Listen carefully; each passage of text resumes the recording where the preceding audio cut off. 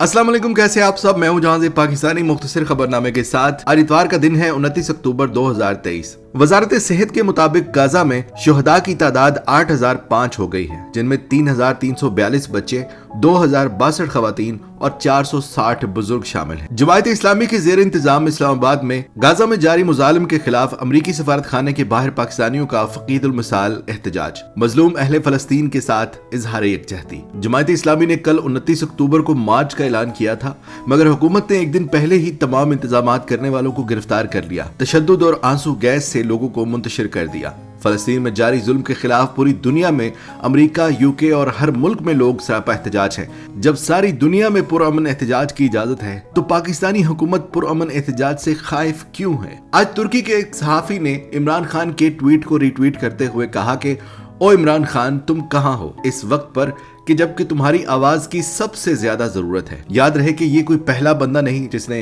इमरान खान को याद किया है। इससे पहले फलस्तीन के लोग भी इस तरह की आवाजें देते आ रहे हैं। दौरे हाजिर का उम्मत मुसलमा का सबसे बहादुर लीडर जेल में है और उतनी गरज से किसी और में बोलने की ताकत नहीं है। एक और शर्मिंदगी की बात यह है कि एक तरफ तो गाजा पर बारूद बरस रहा है, हजारों बच्चे, खवातीन और जवान शहीद हो गए, 20 लाख फलस्तीनियों की जिंदगियां खतरे में है। गाजा का मुहासरा करके इंसानी तारीख का बदतरीन जुल्म जारी है और दूसरी तरफ माली मुश्किलात की शिकार पंजाब की निगरान हुकूमत 10 दिन का ऐशो मस्ती पर मुश्तमिल जश्न सकाफत मना रही है। पेशावर पुलिस का हाई कोर्ट की इजाजत के बावजूद इंसाफ यूथ विंग की रैली पर क्रैकडाउन, सीनियर अराकीन को गिरफ्तार करके हवालात में बंद कर दिया। इंसाफ विंग शाह आलम सदर अहमद खान समेत कई साथियों को गिरफ्तार कर लिया गया। इंसाफ यूथ विंग गिरफ्तारियों के बावजूद पार्टी के झंडे लेकर बाजारों गलियों में निकल पड़े।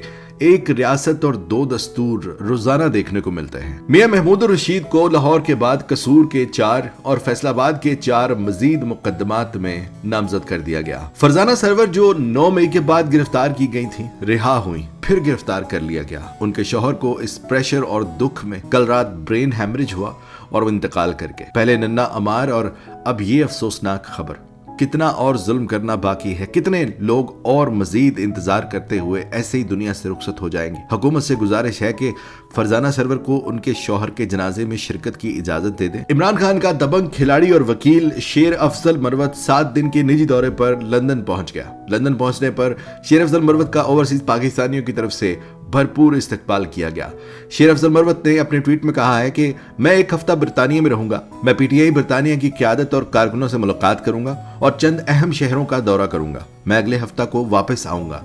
ये बात सब पर वाज़ेह हो जाए कि खान साहब ने मुझे इस सफर की इजाजत दी है। मेरी वापसी पर हम कन्वेंशंस का सिलसिला शुरू करेंगे और केपी और पंजाब के हर हिस्से में अपने कारकुनों की क़यादत करेंगे। आज के खबरनामे की आखिरी खबर यह है कि मौलाना तारिक जमील साहब के सबसे छोटे बेटे आसिम जमील को आबाई इलाके तुलंबा में मियां चन्नू में फायरिंग करके कत्ल कर दिया गया है। कुछ लोग कहते हैं कि वो गोली उनको घर पे लगी है, कुछ लोग कहते हैं कि नामालूम लोगों ने उनको मारा है। हकीकत क्या है बहुत जल्द खुल जाएगी। खबरनामा अच्छा लगा हो तो उसको शेयर कीजिएगा, चैनल को सब्सक्राइब कीजिएगा। कल मिलते हैं कल की खबरों के साथ, तब तक के लिए अल्लाह हाफिज। पाकिस्तान जिंदाबाद।